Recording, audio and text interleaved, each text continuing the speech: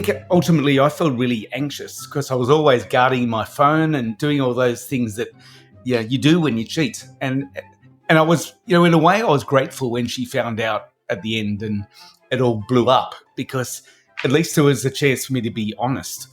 And I guess that was the beginning of my proper journey into ethical non-monogamy.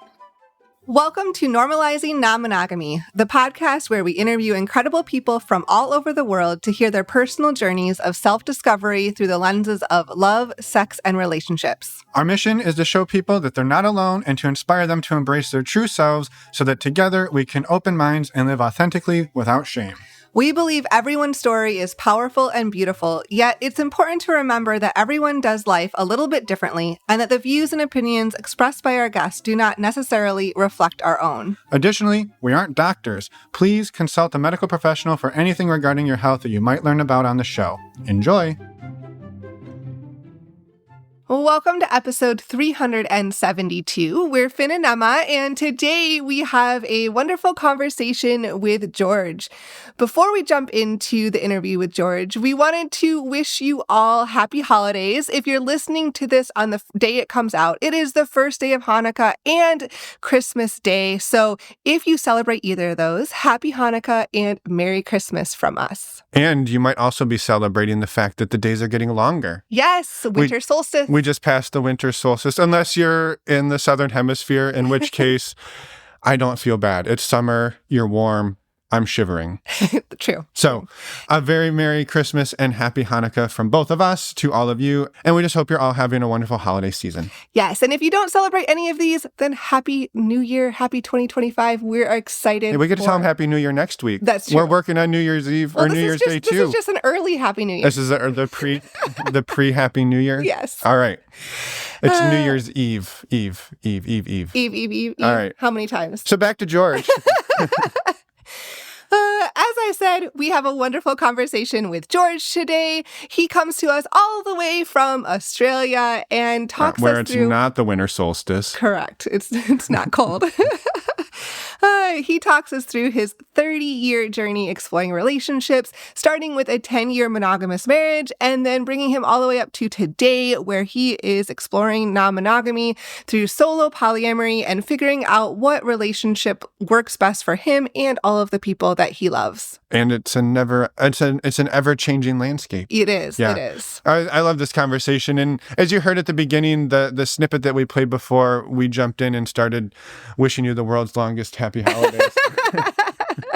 was that George mentioned that there was a point at which he was sort of doing the non-monogamy unethically, and the relief he felt when he got caught and everything came to light. And I think I love the stories that we get to tell where people are vulnerable in this way and share that it is a journey. It is us figuring out how we want to do this, who we are, and that over the course of 30 years, that can look a lot of different ways. And probably the next 30 will be a wild ride as well. And so just a huge amount of gratitude to George for coming on, sharing in this way, being vulnerable, and talking through something that I think a lot of people often carry a ton of shame around, don't want to talk about and hide. And so a huge amount of gratitude to George for coming on and sharing that. And you also get to hear George talk about how he has taken everything he's learned over the last 30 years, and I think in particular the last 12, around how he's navigated dating lots of women and figuring out the communication. And now over the last year, he's actually made this his work as he's been figuring out how to be a male escort, which is amazing. And it's amazing that it's a legal opportunity in Australia, and thinking about moving, Emma. It is awesome. As you'll see, George talks a lot about this in the episode. You can also find links to his work in the podcast show notes in your podcast player or on our website, normalizingnonmonogamy.com, under the podcast tab. And with that, we're going to jump right into the interview with George right now for anybody who is a premium subscriber. And for the rest of you, we're actually going to give you a sneak peek of what it's like to be a premium subscriber this week. Yes, we are. We are going to give you all a holiday gift of no upfront announcements. No announcements. Nope. We're going to skip them right ahead. We're going to skip them, but just a reminder, if you do want to join the premium subscription because you're like, this is amazing, you can find that on our homepage. You can scroll down, you'll find it. The other thing you can do, if you want the premium subscription, it is included for anybody who is a member of our virtual community. So that is another way you can get that. You'll find that on our website. We're not doing ads here. Just know that if you like this ad-free feeling, you can get it. We do want to remind you that you can reach out to us, send us a voicemail, send us an email if you'd like to be a guest on the show, or if you have any feedback or questions for us on the Contact Us page of our website. We would love to hear from you. And just in case you don't know where that is, it's at normalizingnonmonogamy.com, or you can find links in your podcast player show notes down below. And with that, let's go and talk with George. Welcome to the podcast, George. We're happy to be with you today. And thank you so much for reaching out and just wanting to share your story. We're excited to dive in. Thank you. Yeah, I'm really excited. Looking forward to sharing. Yeah. We're coming to us again all the way around the world. We always love it when we get to talk to the Australians. Looking forward to diving in. Yeah, we'd love for you to start just by introducing yourself. Yeah, sure. I'm George Goulburn. I'm 52 years old. I'm a straight man, and I'm based in Sydney in Australia.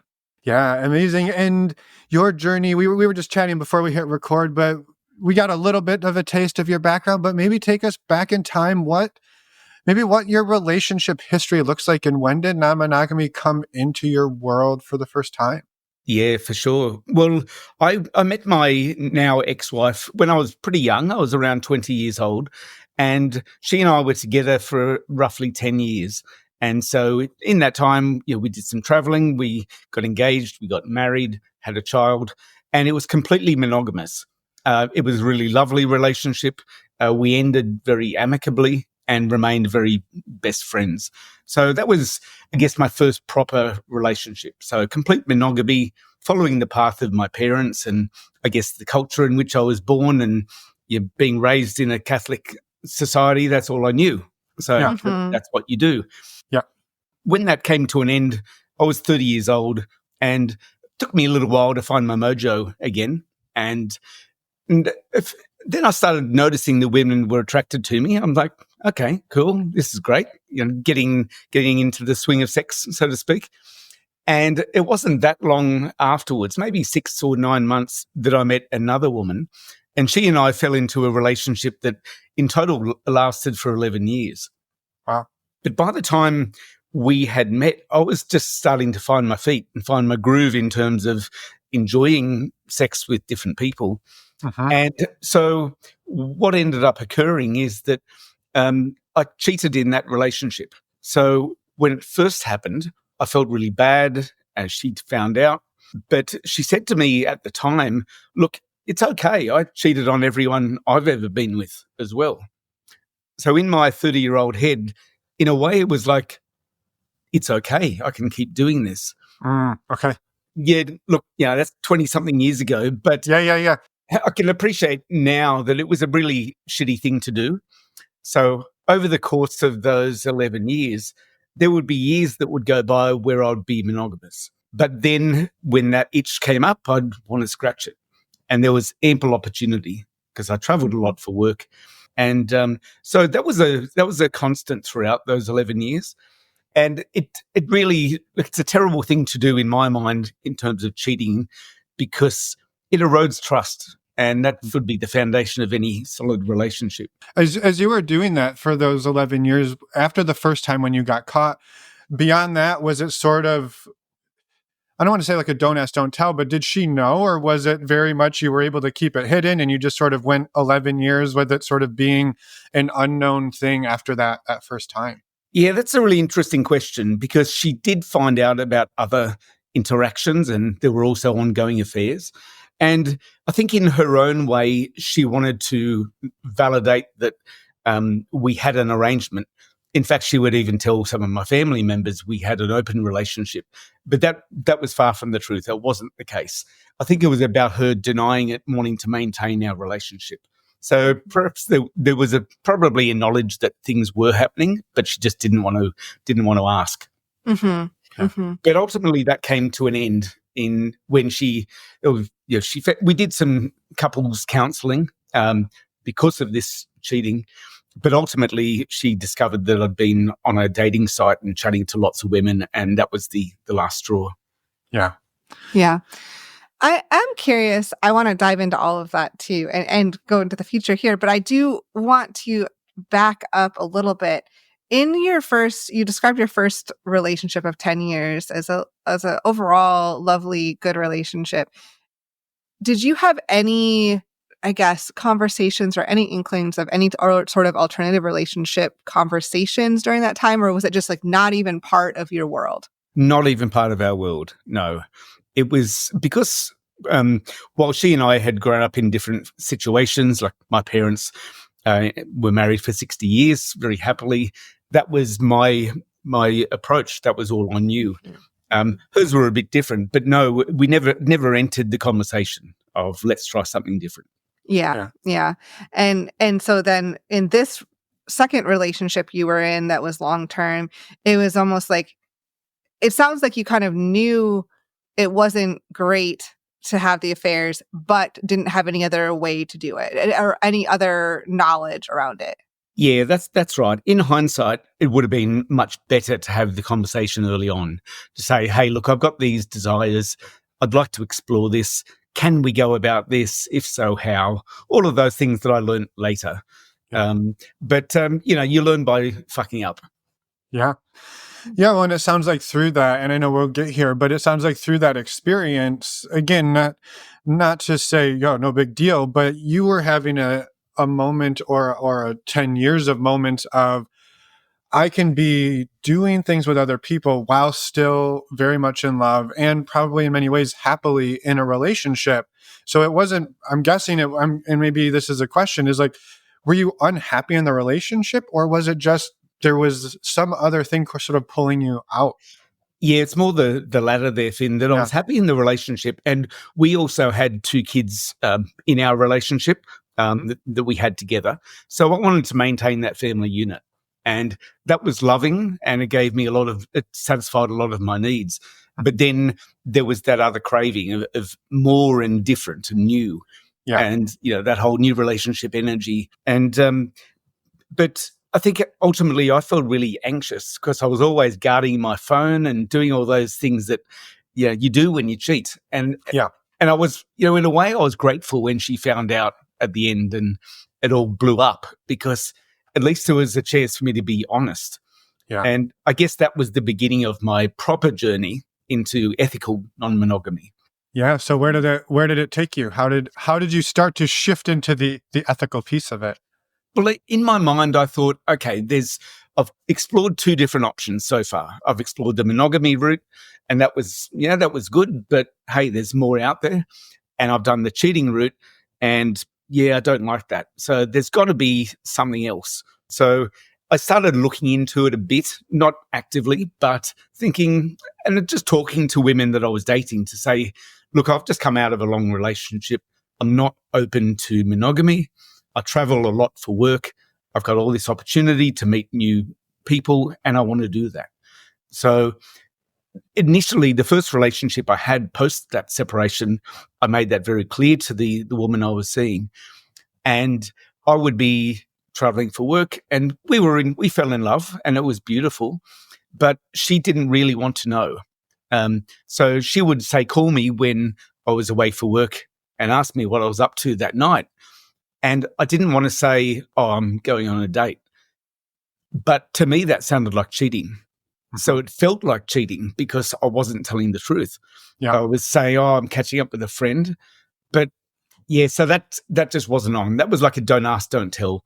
Yep. And for me personally, that felt like that guilty feeling of cheating.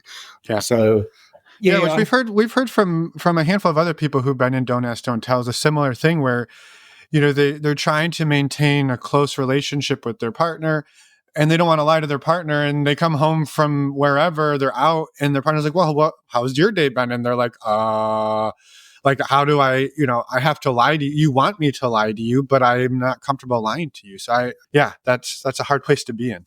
It really is. And I guess it's taken me all of those 12 years to get to the state that I'm in now, and we can come to that. But there is all of it. It's a lot of practice. And it's, I've said to anyone who is curious about this ethical non-monogamy that the price of entry is complexity, because you're dealing with so many people's emotions, and some person's honesty is too honest for, if someone says, how was your day, George? And I'm like, oh yeah, well, I did this. I say, well, I don't want to know that. Good would have been an appropriate response. Yep. But Yeah. and I'm now in a situation where I'm a male sex worker, I'm a male escort, and I do have lovers, and they're all ethically non-monogamous as well. So it's like I built this community around me that so I can be completely honest. They know what I do for work. That's number one, because I'm not going to move away from this job that I started a year ago. And it's great that they're seeing other people. And I'm maintaining, let's say there might be half a dozen women that I'm seeing. And every single one of those relationships is different, of course. So the detail that we share is different in every case. So, talk about complexity. It is really challenging when you're doing that. And, as in my work as an escort, seeing multiple women all with their own personalities. So it's a lot to maintain, for sure. I was just going to say, that's a lot to manage. Yeah. Well, and what's interesting in it is, right, it's each dynamic, right? Let's say, even if there's just two other women, right? You have the agreements about what does woman A want to know about your life, but also what is she okay with you sharing about your partnership? Yeah. And then you have the other connection, which has the similar, like, what am I okay hearing, but also what am I okay sharing? And if you do that 6 times, you've got a whole bunch of like, okay, this partner, I can talk about these things, and this partner doesn't want to have these things. So like, there's just so much different stuff to manage. So wow. Yeah, it is. It makes people exhausted just hearing it. Yeah. I took a nap really quick after I said all that. So, yeah. Right. I'm also curious, going back. So you've been exploring kind of this non-monogamous journey for the last 12 years. The first experience you had was in that don't ask, don't tell dynamic. And you're like, okay, this isn't quite right. Or for you, like, it didn't feel good for you because it was, especially with the past in the affairs that were happening. So how did you kind of figure out what worked best at that time? Like, what was that journey like? Look, we were pretty good communicators, so I did explain to her how it felt for me, and we did come to a better landing than don't ask, don't tell. And she didn't want to know much. So we sort of grew it a bit from don't ask, don't tell to, okay, you're on a date. I don't want to know anymore. Hope you have a good time. Yeah. That was it. And because, I have a problem with the truth, which, and by that I'm joking, meaning that I'm so honest, that if, as I'd say, don't ask a question you don't want to hear the answer to, because I need to feel honest given my past of lying and cheating. So that's really important to me. So, but it is always about the level of how much information you divulge. Yeah. So that relationship didn't end up lasting for more than maybe a year. And that openness was a major part in it not working long term, because it really, for people who haven't done it, and I experienced this myself, it's really tricky. And it exposes you to things emotionally that you might be able to rationalize, but when you feel it, it's like, oh, fuck, I didn't think about that. Yeah. It blows things up, and it makes you try to make the connection between your heart and your head. And sometimes it doesn't work. Yeah. So from there, what did your first sort of, let's say, mutually feel good, non-monogamous dynamic look like, where you were able to be as honest as you felt you truly wanted to be, and hopefully they were as well? Yeah, well, that was a really interesting one. So it was about 4 or 5 years into this journey. I met a woman via a dating app, and she lived in my town, and we had both said on our profile that we were open to non-monogamy. So her situation was that she was bisexual. She'd been in a polyfidelitous triad, meaning she had been with a couple, and the 3 of them together were monogamous within that. Uh-huh. And so that was her experience, and that was in her past. But she had a couple of regular lovers that she would see occasionally, not that often. My style at the time was that I was still traveling and dating lots of new people. So we had a different dynamic. Hers were infrequent and just 2 or 3 regulars, where mine were new ones all the time. Right. So for like 5, so just really quick, just to catch up. So for the sort of after you got out of the Don't Ask, Don't Tell, we'll just for shorthand, there was sort of a 5-year window of, sounds like just living the hell out of life, exploring, meeting people, having a good time, but doing it where you're not locking people into relationships, where you're not getting into like a serious relationship where you're navigating all of the complexities, sort of just exploring who George is and who George is as a sexual being. Yeah, that's a good summary, Finn. And there was another relationship in that time where it was monogamous it was around 18 months, but it began with a threesome. So it was, there's a lot going on in this whole story, as you can tell. Yeah, it's amazing. I love it. I'm right there with you. I'm loving it, George. Well, because you're like uncovering yourself and experience like through this whole journey. Yeah, that's right. And with that relationship, we went to a swingers club as well. And we had a great time. And so that ultimately didn't last either. So through all of those years, there was the different versions of, putting my toe in the water and seeing what worked. But to this relationship that I was referring to, where she was non-monogamous as well, she had an excellent idea. She had the book that I'm sure you know called Opening Up by Tristan Taormino. And she suggested that I buy a copy and that we separately read it chapter by chapter and then get together and talk about it.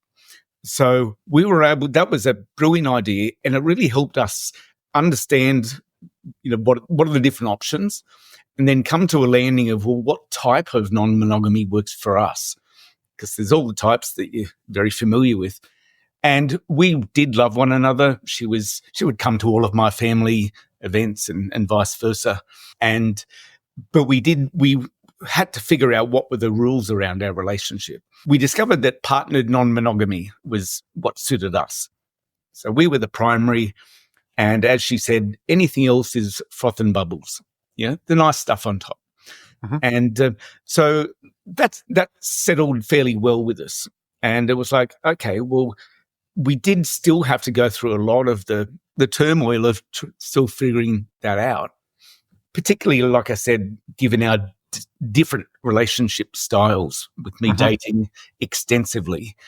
And for me, that could look like 3 or 4 or 5 or more dates in a week.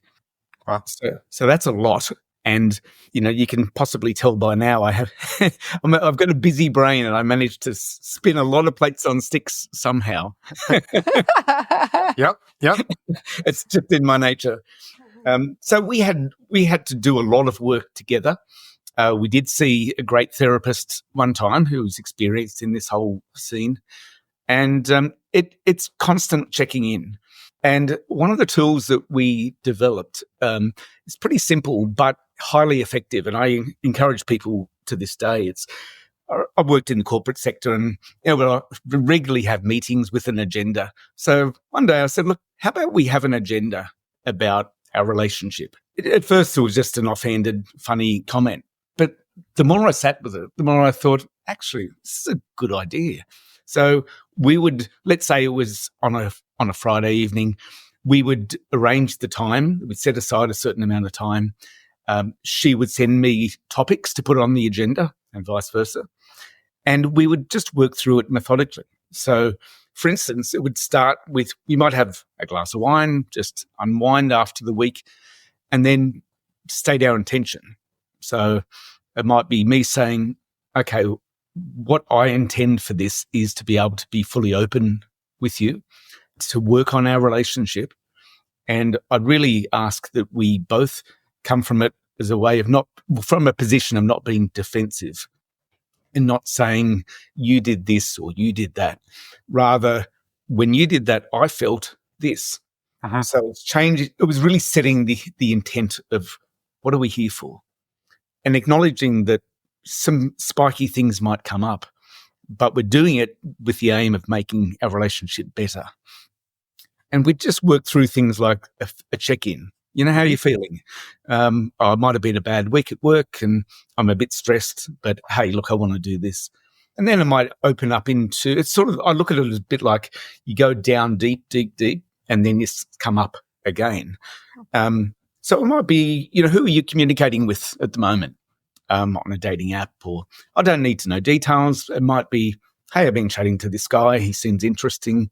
Yeah, we might catch up next time he's in town, that type of stuff.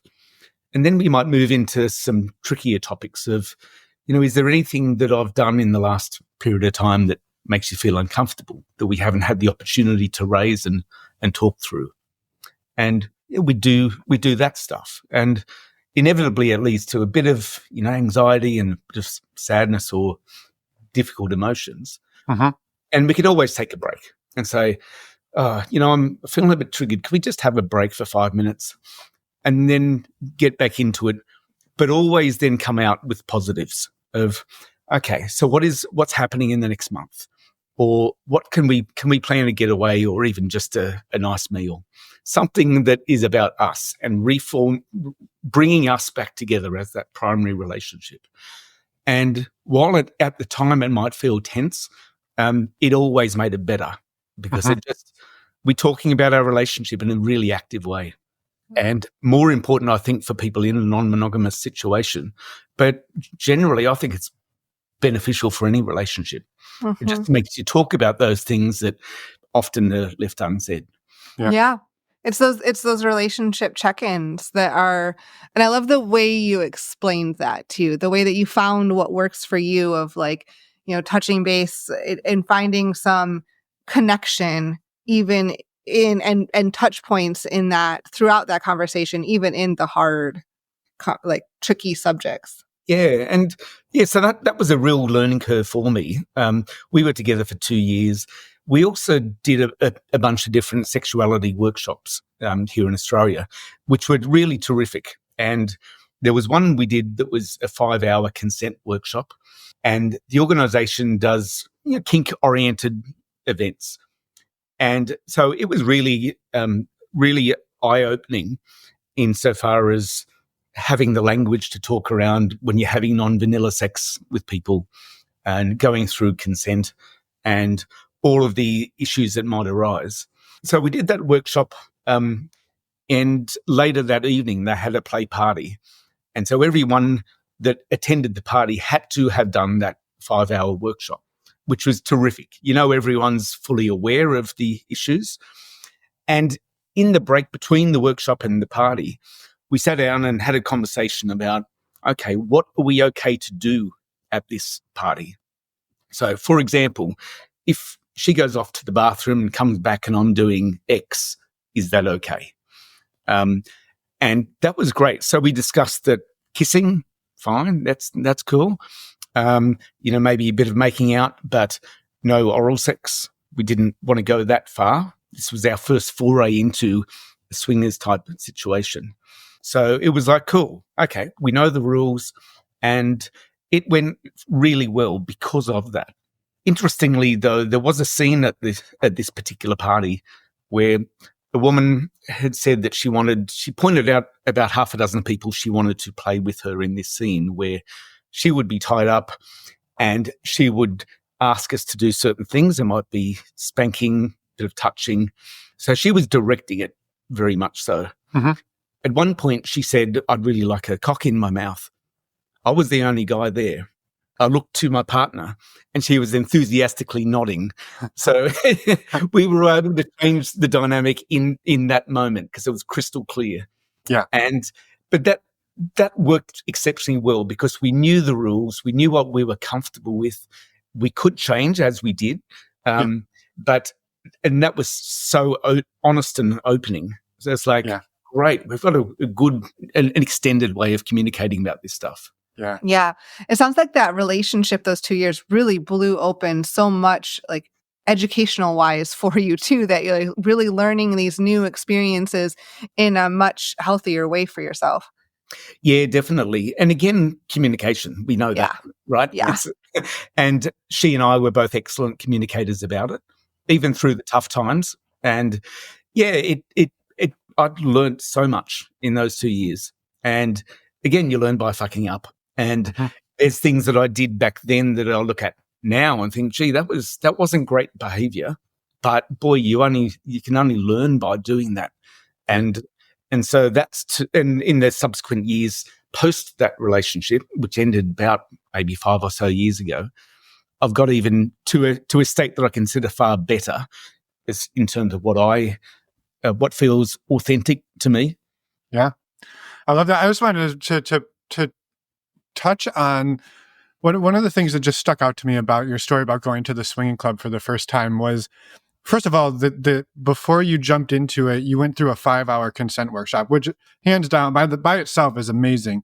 But if I recall, or if I understood it correctly, you and her were in an open relationship where she was having experiences, you were having experiences, and my guess is those experiences were not limited by the same sort of rules and agreements you had at the swinging club. And so if in some ways you could say you went backwards, I guess. You sort of de-escalated to the level that you were willing to go to with people to adapt to a new environment that you were exploring together. And there's a part of me that really wanted to point that out, that you went into a new space together and you didn't go in with the mindset of like, well, I do all of these activities out here, so I'm just going to assume I'm going to do all these in here. But you two still stopped, reevaluated, renegotiated, and then for the most part held those. So I just think that's a really important piece that I wanted to catch and sure. highlight.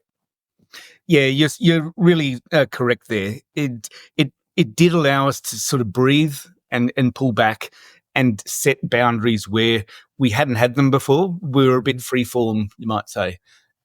So it was a great reset for us to learn those new skills and figure out what worked for us. And so it made whatever happened since, post that workshop and that party much better because we were just far more in tune. Yeah.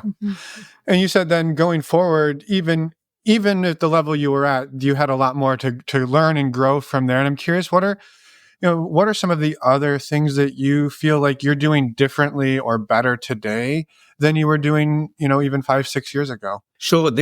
I think there's a lot more honesty. It's surprising how much more honest you can get. And what I mean by that is just being more honest with myself and asking myself the questions, well, why am I doing this? And what do I get out of it? And I had a conversation around, some 5 years ago with my family. I have a beautiful, loving family of parents, brother and sister. And we're out for lunch one day and my mum asked me, I don't understand why you're doing this non-monogamy thing. I said, Mum, you don't have to understand. It's not, you and Dad are, perfectly loving, monogamous marriage for all these years. But I had to recap to her that I had been monogamous and then I'd cheated and neither of those worked for me. And so I sort of explained to her, look, Mum, you've got more than one friend, right? She's like, yeah, of course I do. So, well, so do I. I just happen to sleep with them. And by the way, they're doing it too. So it is about, I'm honest with them. I'm doing the right thing. It's not to say no one's getting hurt because there is clearly emotions involved. But I guess what I learned in those subsequent years is just to be crystal clear up front.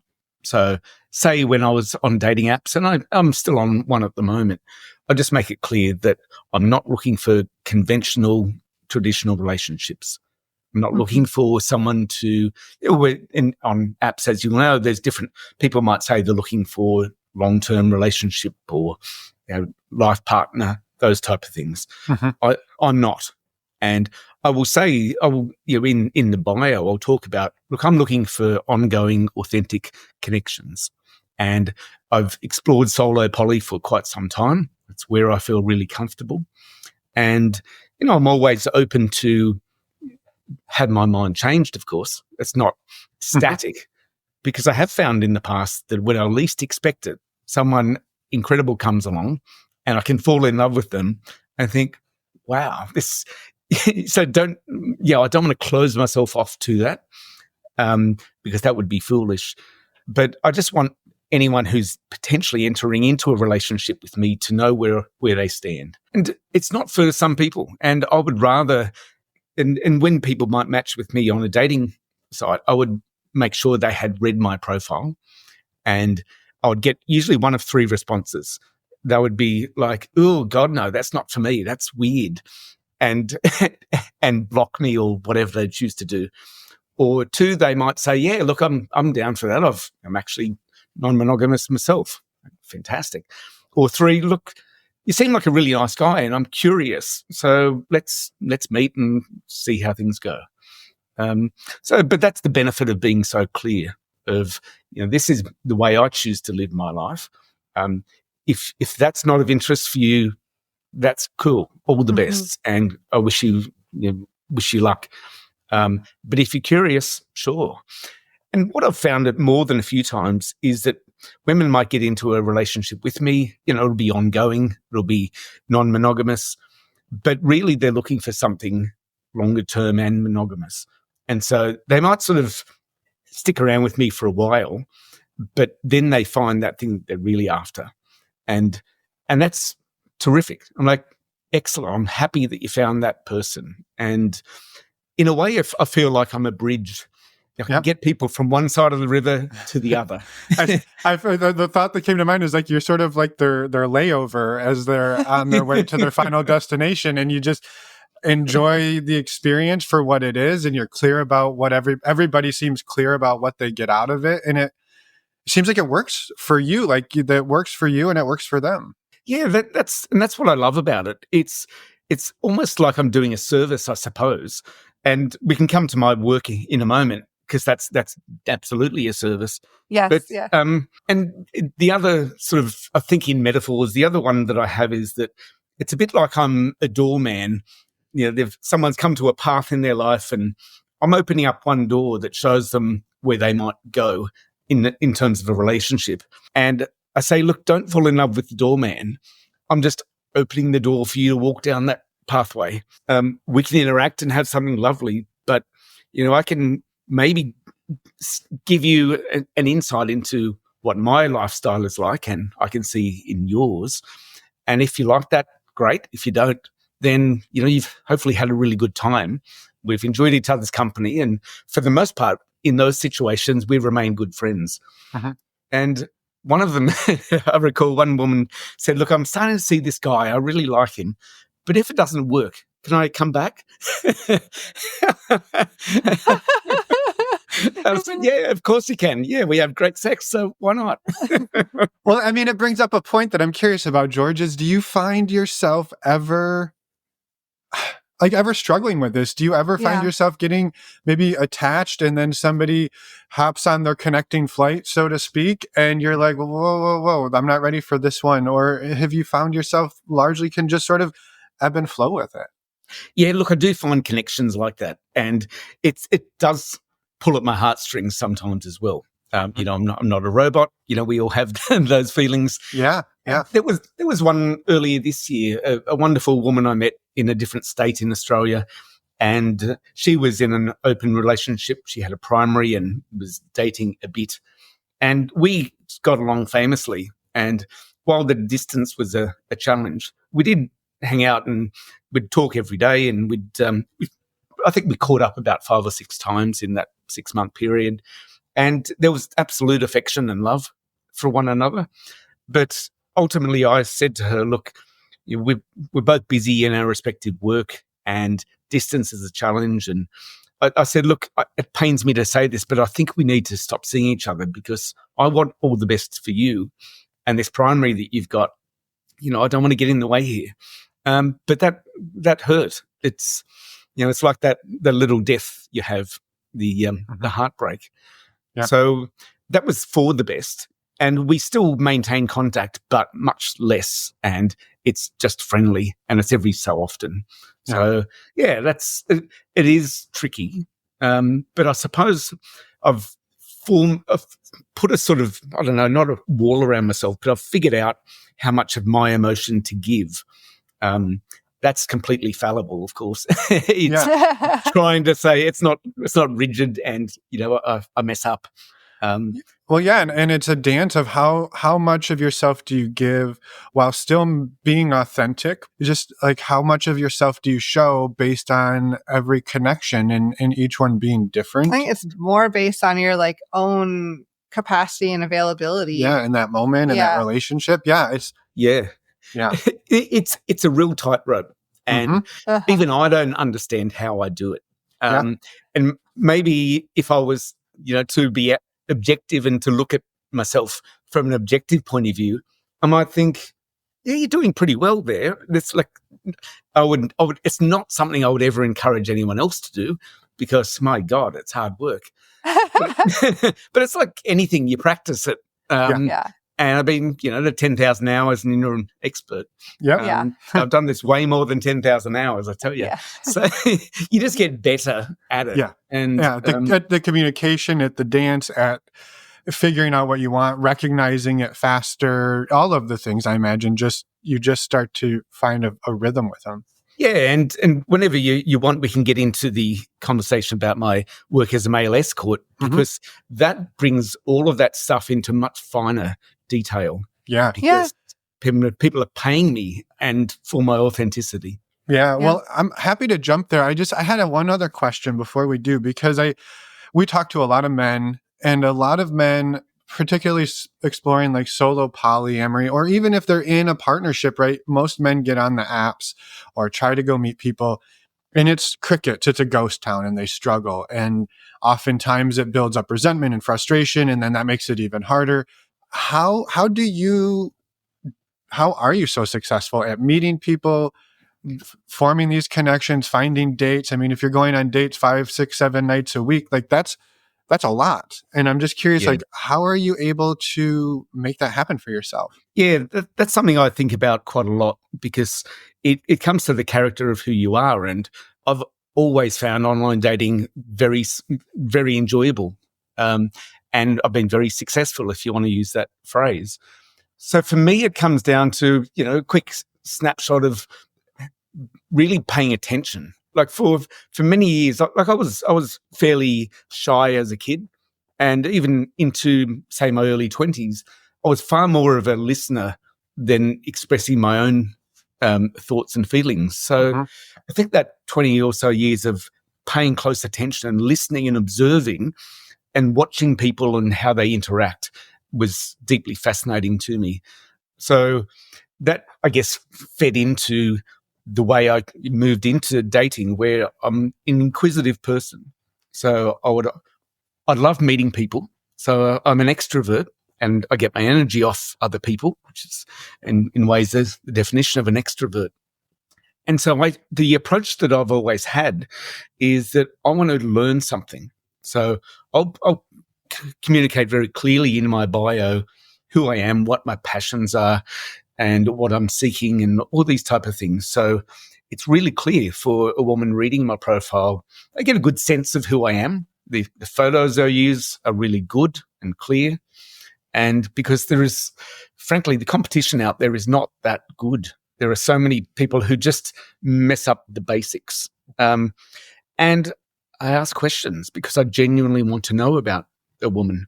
And the approach I made up this saying years ago that in terms of online dating, I have high standards but low expectations.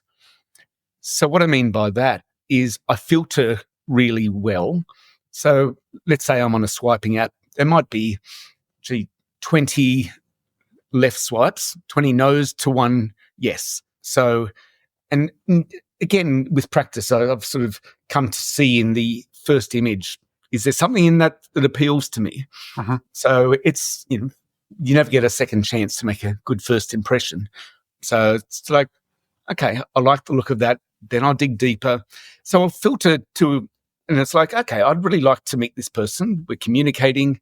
Let's organize a phone chat, because I know some people don't like speaking on the phone, but for me, it gives a good sense of the rhythm of the conversation. And if we're going to go out and, get dressed up, go out for a coffee or whatever, we're not going to have our keyboards in front of us. We're going to talk. And that gives me a sense of the person. But when we do meet, I don't get nervous because I don't have expectations of what's going to happen. I'm not like, oh, wow, this is going to be amazing. So like meeting a friend for a drink or a coffee. So, yeah, and I get to ask about them. And so it just keeps my expectations in check. Yeah. And I guess that's a summary of, I've learnt a lot of this stuff. A lot of it is inherent in my being. And it's not something you can automatically train someone in, I don't think. Yeah, it takes practice, right, to do that, and to come in without expectations. I think also allows you to, I'm guessing, but for you to not force situations that might not be ideal, which then lead to, it doesn't feel great on the other end, or it starts to, be harmful to you or harmful to them, or that rejections are much harder. Like coming in with those expectations of, we're just going to have a great coffee, and if that's all I get out of it, Yahtzee. Yeah, that's true. And I don't want to hurt anyone's feelings either. And if during that first connection, I sense that there's just not that compatibility, then there's no harm done. We can both wish each other well and say, hey, nice to meet you. I'm just not feeling it. And that's always better than ghosting. It's just dead easy to, I've had to pull up some people sometimes who've ghosted me, and often I'll just let it go. But sometimes, particularly if we've had a conversation, I'll be like, just checking, did you ghost me? And there was one woman who was an author, and I thought, she's got to be good with her words. And I was polite in asking her about it, and she called me and was apologetic. And I said, look, I've got no problem with you not wanting to see me, but I would just appreciate just a text that says, hey, it was lovely to connect. I'm not feeling it. All the best. Full stop. Yeah. Yeah. Have you gotten responses from people? Like, besides that one, do people ever respond when you ask them, like, straight up, like, have you ghosted me? Oh, look, and I would rarely be that direct, Finn, but sometimes yes. And yeah, I think it does appeal to them. It makes them feel like they've not been cool. And particularly if they're, a maturer person, and it often can make them apologize. I don't want to make them feel bad, but it's like, totally. But I would say to friends of mine who do that, it's like, dude, don't be a dick. Just be respectful. It takes no time to send a text like that, and you got a clear conscience. Just make the world a better place. Clear as kind. Yeah, it is. Right. Yeah, right. I'm so curious to dive into your work, but I do have one other question before we do.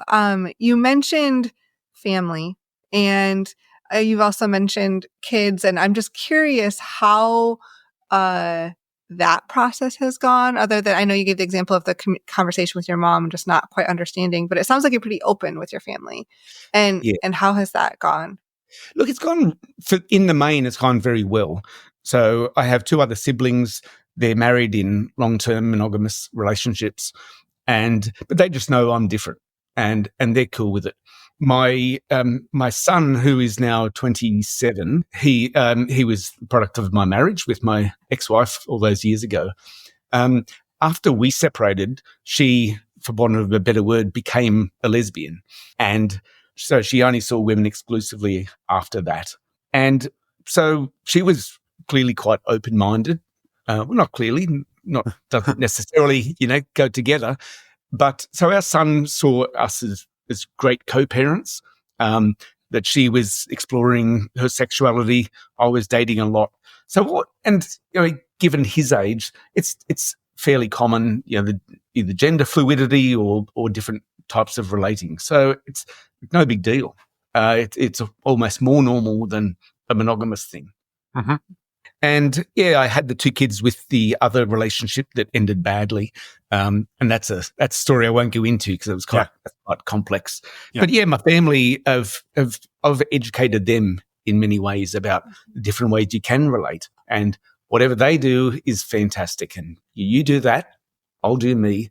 And provided we can all be good people, that's the basis of just being kind. Yeah. Mm-hmm. Yeah. Amazing. Yeah, thank you for sharing. Yeah.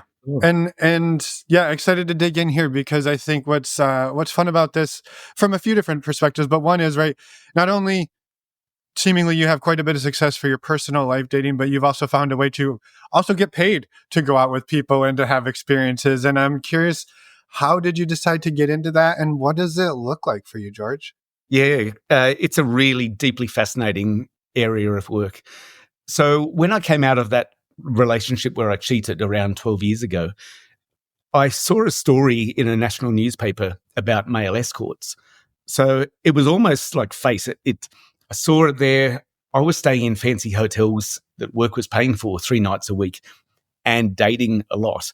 And I thought, hang on a minute, I could do this.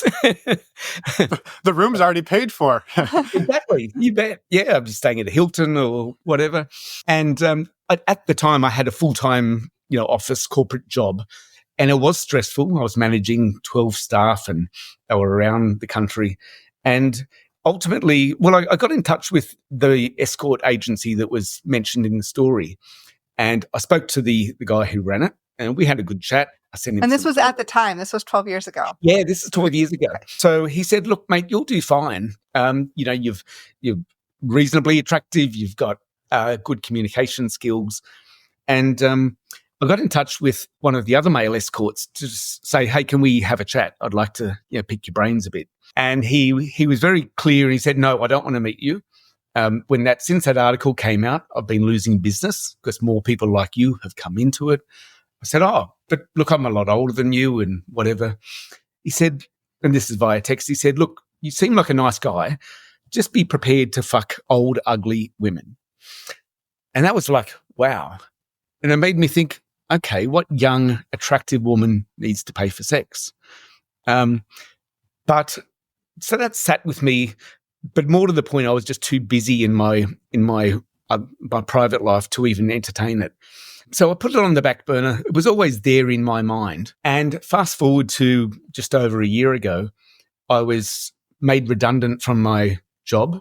It was quite a shock, but a pleasant one. I was actually really happy. And so I was like, okay, I had a bit of a payout. And so I spent a month traveling solo around Vietnam, thinking what I wanted to do next in my career. I'd set myself up as a consultant in the clean energy sector. That's where I've worked for 30 years.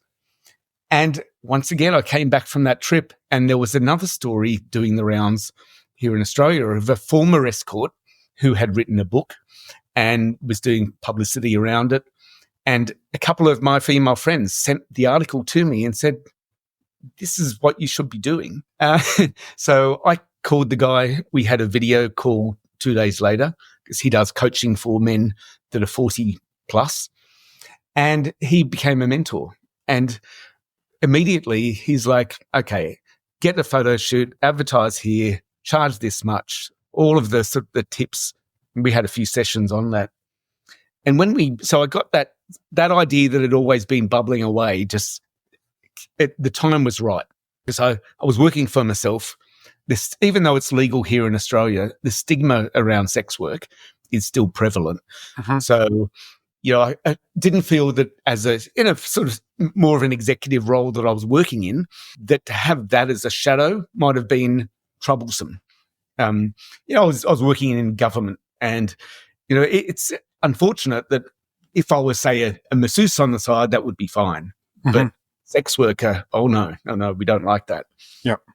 But now here I was working for myself, and I thought, okay, I'm going to do this.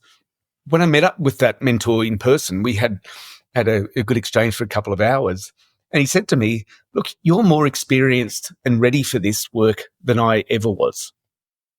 I'm like, oh, okay, those 12 years really been a foundation to this work, and essentially a stepping stone. So it wasn't much of a step for me to shift and pivot to what I've already been doing a lot.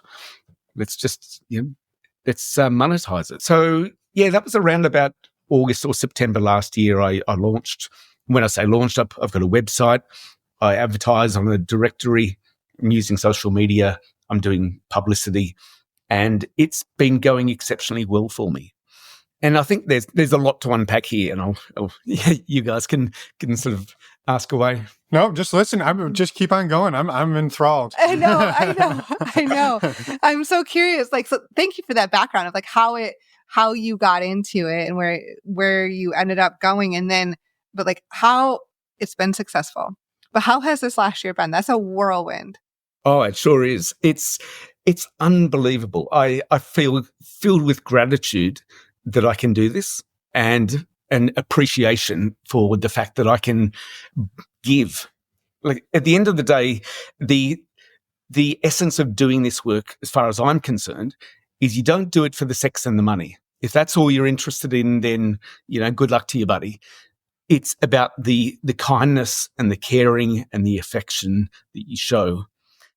Because when it comes down to it, the clients, I'm 52 years old. I've got that maturity. I've got the life experience. The clients that see me, and we can get into this in a bit more detail, they're usually older than me, and they don't want some guy with a gym bod who's in his mid-20s, because they would find that intimidating. And so many of them are seeking that companionship. And in quite a few cases, these women I see haven't had sex for more than 10 years. So you've got to take your time. So they want to feel safe, number one. The idea of dating apps is terrifying for them and soul destroying because of the time it takes and the energy. And so this is another option. Yeah. I'm a professional. My reputation is everything. I am the product. And if I do a bad job, people won't book me. Yeah. So I've learned so much in terms of giving to this work, and it's the clients have a wonderful. I can see an immediate change in them in the course of those few hours. That in my corporate career, working in the energy and climate change sector for 30 years, things are getting worse, and it's like, okay, comparing that to this, where I get to make women feel amazing and can see the energy exuding from them and their confidence and the joy they experience is just phenomenal. Yeah. So, I've learned so much, because there is a big difference between dating and getting paid. Yeah, that's what I was going to say. Like, you have this experience that set you up, but that difference when you shift that, like, it's almost, well, you're juggling a lot personally, and then you're juggling a lot with work. And I'm just curious how there has to be how do you keep those straight all the time?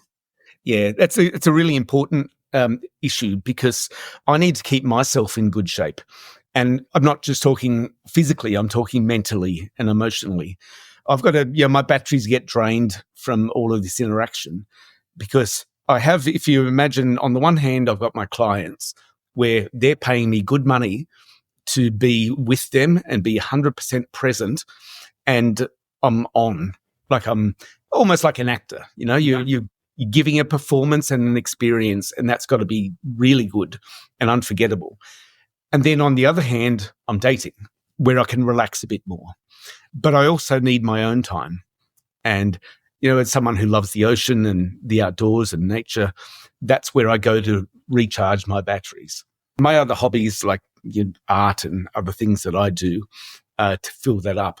It is a constant challenge, though.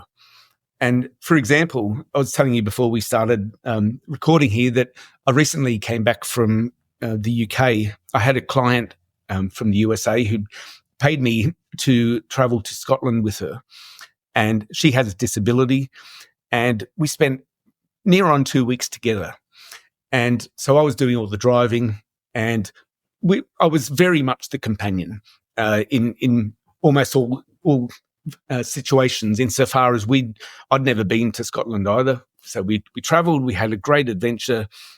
Sex was involved when we chose, and but it's exhausting when you're with someone 24/7.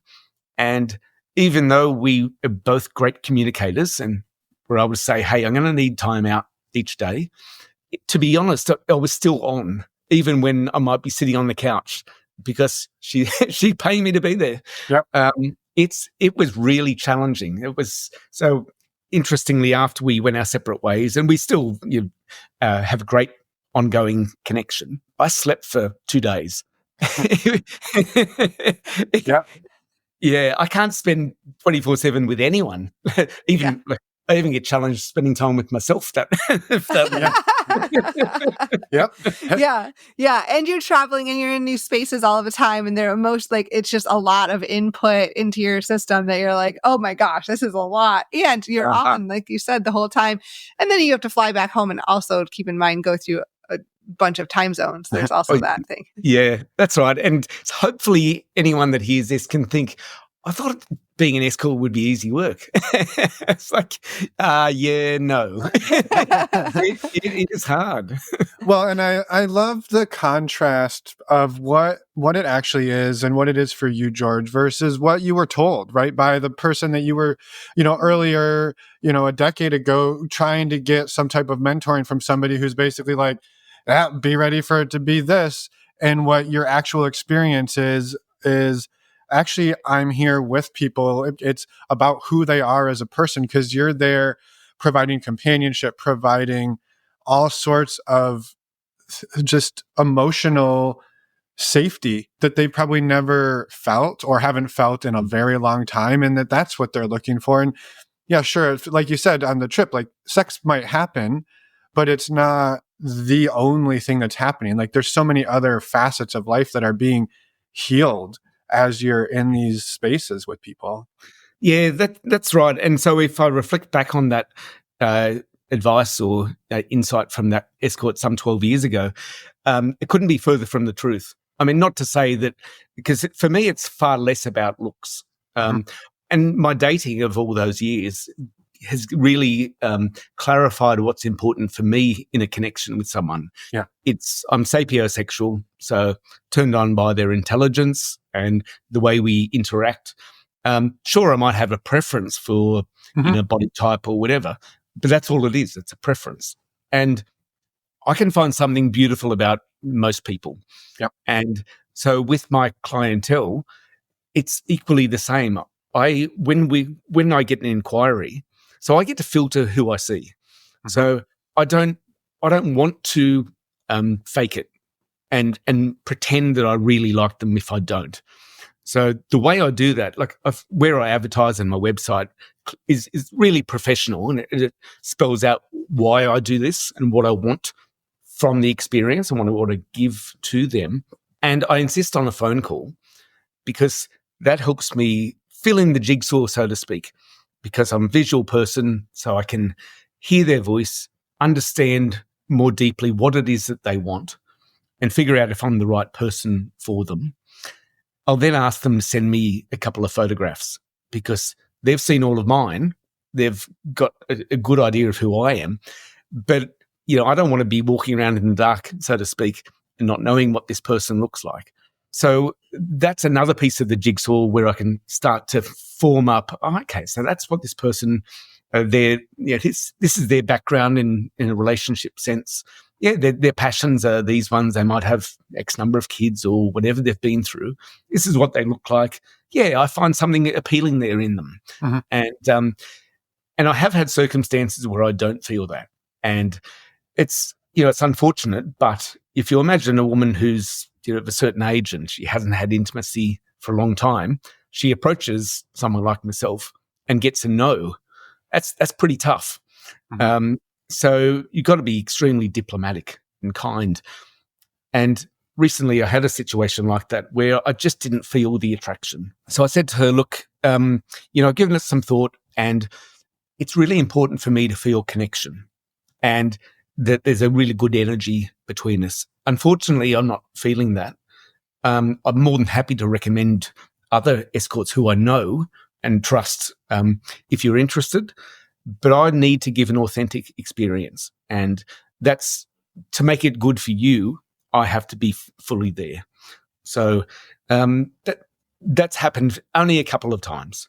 But yeah, to your question earlier about authenticity, what they get is 90-something% of who I am in my day-to-day life. Yeah. Because I'm not an actor. I don't want to be. And anyone can pick that up. They're like, wow, this guy really wants to be here. Yeah. And that's the stuff.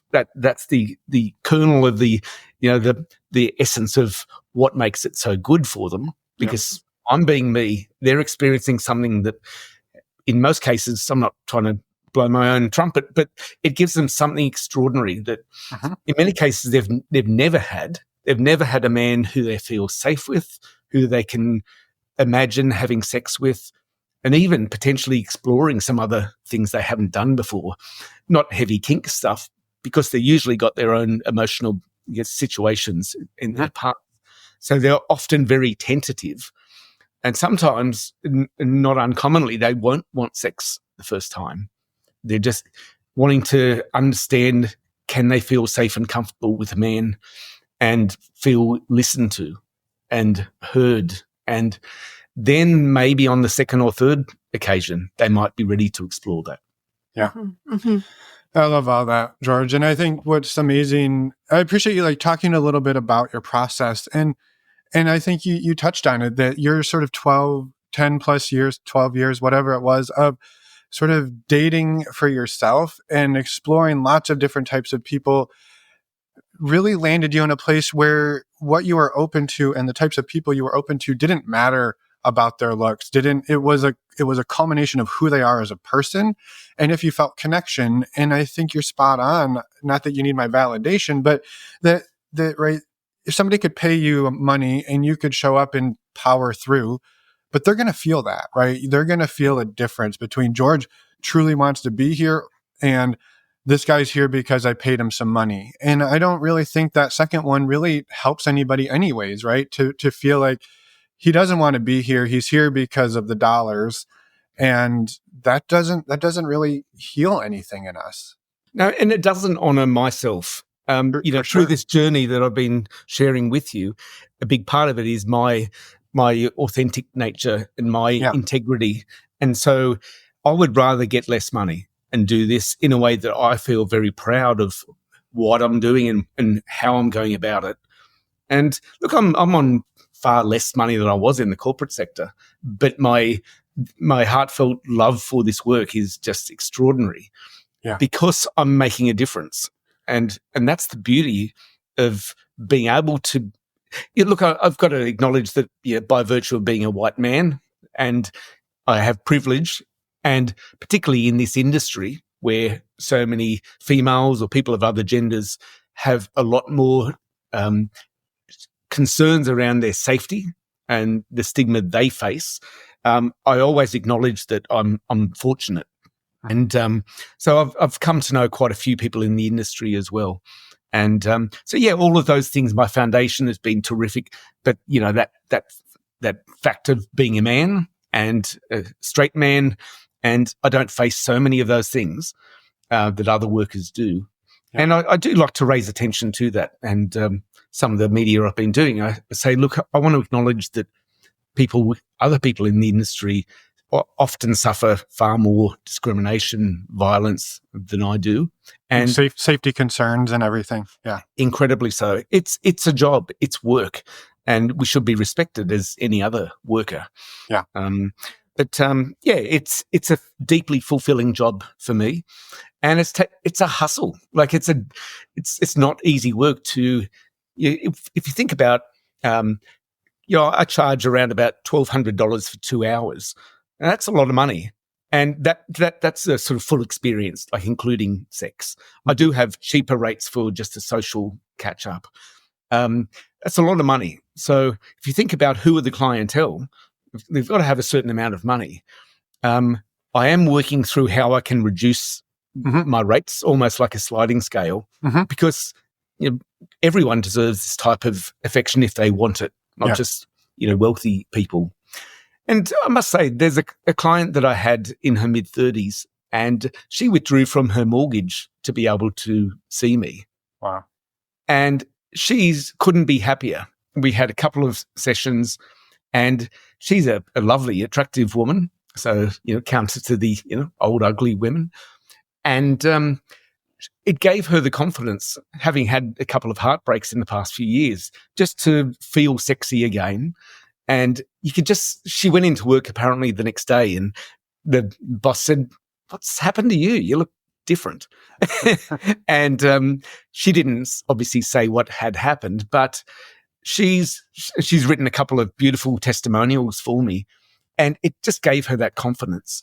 And she's now dating a guy, and she even told him that she saw an escort. But it changed her life. It's like that bridge I talked about earlier. Yeah. I was able to get her across there. Yeah. So yeah, the clientele vary quite widely. And hopefully, it's not a great business model, but I like to get them to the point where they don't need to see me anymore. Yep. Yeah, the whole point is to try to work yourself out of a job. Exactly. Yeah. But also bring joy to the world. And Exactly. That's really simplistic. Yes. But like you're trying to, bring joy, bring connection, all of that. But ultimately, like. Yeah, it's not to keep them on the hook for 20 years. Exactly. No, that's right. Exactly. And, to your point earlier, though, Finn, about, if it's just about the money, look, I'm not a fool. So if someone was to, pay me big money for a short time, and I'm not always going to be absolutely only seeking out those wonderful gems. Yeah. That would be silly. But that's where I want to maintain my emphasis. Yep. So, you don't shoot yourself in the foot if an opportunity comes along, if someone wants to fly me wherever. Yeah. If you got an opportunity to fly around the world and spend, you got to take it. I mean, those are the peak life experiences. I think, again, you said part of this, right, is taking care of you. And if that's a thing that you want to experience, right, you get to decide that, right? You're the only one who gets to decide what's right for you in that moment. Completely. And that recent trip that I just came back from over in Europe, we had a week together in Scotland Highlands, which was fantastic. It was great, exhausting too, as I said. But then I added on extra time for myself. Mm-hmm. So I spent time in other parts of Scotland, Ireland, London. So I was walking around London one day, and it was sunny, strangely, and I stopped myself and I thought, wow, look at where you are. Like, here you are in London, and this is because of this decision you made. So, I'm pinching myself that this is extraordinary compared to where I used to be. And sure, that's the experience. That's the adventure, the travel. And wow, I get to absorb all of these amazing cities and towns and whatever. Yeah. Well, good for you, George. Not bitter at all. Good for you. No, I'm just kidding. No, I love it. And I'm so grateful that you came on today. Again, as Emma said at the beginning, so grateful that you reached out to share your story and came on today and shared with us. I have one more question. I'm curious how you, I guess, do you run into, it's this meshing of your personal life and your work life. Have you run into situations in your personal life where people are just they're not comfortable with your work?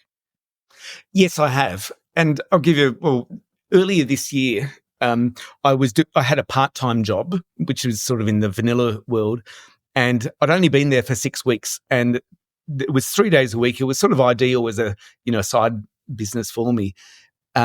Someone found out about it, and I got sacked immediately, shown the door, out you go.